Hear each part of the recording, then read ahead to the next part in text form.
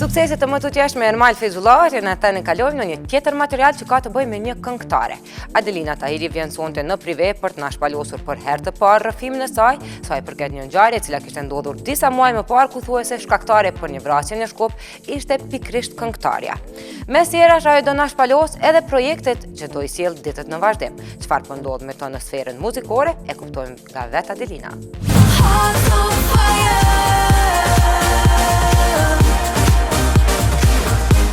Është një bashkëpunim me një vajzë, cilën unë besoj shumë te dhe ajo pretendon shumë për seksjen dhe premton, se është një vajzë cilën e kam familje, por nuk është arsyeja pse është familje dhe unë pristem këto fjalë. Kështu e paralajmëroi projektin e ri muaj më parë në prive, por ky bashkëpunim që e përmendi nuk do të publikohet, pasi që Adelina Tahiri e anuloi. Nuk bëhet ai ide. Nuk kisha dashur me diskutu, po që dështoj si projekt edhe mund vje shumë keq, i premtoj senet, e për ato është arsyeja që nuk du me folë kur. Kënga është bo, është krejt, po unë në moment fundit e tërheka mendoj që është më mirë, po punoj diçka tjetër që veç më është gati. Përderisa kjo këngë, edhe pas u finalizua, nuk do të publikohet, Adelina Tahiri e ka përfunduar një tjetër këngë, por këtë herë jo në bashkëpunim. Koncepti temën sigurisht dihet gjithmonë është dashuria, ka të rastu, ose diçka folim që unë jam më e mira, po asnjëherë nuk mirët tekstin diçka individuale, gjithmonë ka të bëjë që gjithkush që e këndon me gjetë vetën tekst, po nuk ka të bën teksti diçka me jetën tema, diçka, po sigurisht që Adelina ka me dalë se nuk kam punu gjatë kohë dhe për ato jam të i punu gjonat shumë me mend dhe shumë me logjik, se kur del diçka për atë arsye dhe nuk është lancu projekti, se du diçka kur del, vërtet do del diçka shumë. Në 2016 sigurisht që janë minimumi 2 këngë në videoklipe dhe gjithçka tjetër që vinë angazhime, projekte tjera, po ato që bëhen nuk mund t'i thëmë prej tash momentin kur unë nuk nënshkruaj kontratë.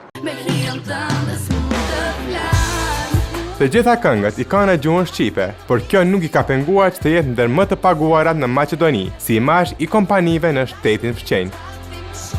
Ndjena shumë krenare që kam qenë shqiptarja vetme që nuk kam këndu maqedonisht dhe kam pushtu mbi 100.000 billboarda në krejt Maqedonin me fotot mia, cilët nuk kam pranu asnjëherë me këndu maqedonisht, a projektet më të mëdha maqedone që ka ekziston si tender i kam fitu. Dhe kështu që kjo është privilegj për mua dhe është sigurisht sukses, se që me një farane me tjetër ndjem shumë mirë sepse kur e shoh që jam shqiptare dhe të gjitha ato maqedonas kam privilegj, unë sigurisht ndjena shumë mirë.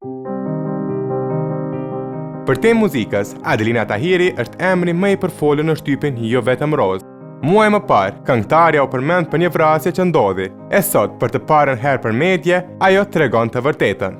Është diçka që mund ka prek shumë, sigurisht, po diçka që nuk jam di shumë e pastër brenda, më ka penguar që publika nuk ka qenë në rrjedha se çka ka ndodhur realisht, ato e kanë shkruajt veç mediat maqedonase, asnjë media shqiptare e ka tregu ato çka thunë gazetat maqedonase dhe unë i falenderoj gjithë ata që kanë shkruajt ashtu dhe cilët janë bazu në ato, nuk kanë fol përmendsh me marrë përfaqësi sikur me marrë unë dhe me shkruajt për ty. Është tjetër kur dalë dhe thom më kanë thënë se kështu është. Nuk ka pas të bën as pak me mua kur gjoja ajo pjesë.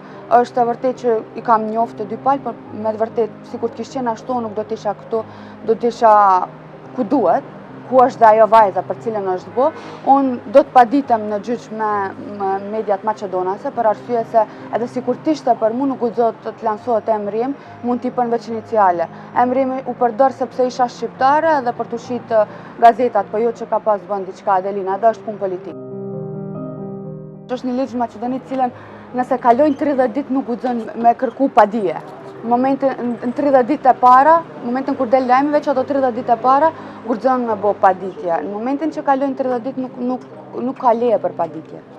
Dhe kështu që unë me advokatin, cilin e kam advokat personal, ka pas disa probleme, se nuk ka qenë mbrana në shtet dhe unë e kam kërku kërkesën, po kërkesa nuk është lëshu në gjyq, po që do të mundona të bëj diçka jo për mua ose që të kam nevojë diçka për të kërku prej shtetit a dëm shpërblim, nuk kam nevojë, po du veç me dëshmu që Adelina Tahiri nuk ka pas të bën edhe nuk ka pse përmendet emrin.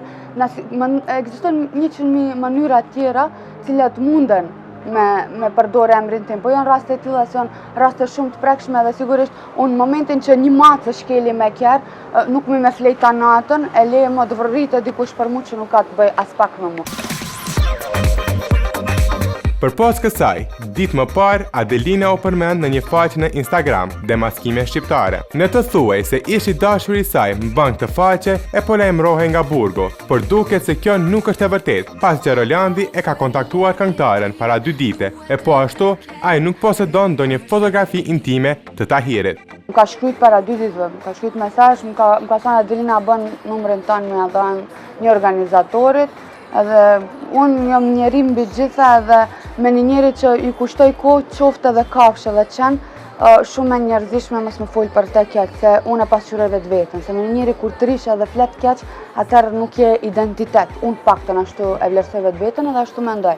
Ai çka do që të tregon vetë vetën e vlerat e veta, kush është dhe si është. A nëse ai mendon që është kërcënim për të publiku foto, ai veç mund të më bëjë reklamë në kur gjuma tjetër. Për te të gjithave që ndodhen, Adelina vazhdon të jetë shumë pozitive. Këngëtarja ka marrë oferta edhe për programe televizive, të cilat janë duke u shqyrtuar për momentin.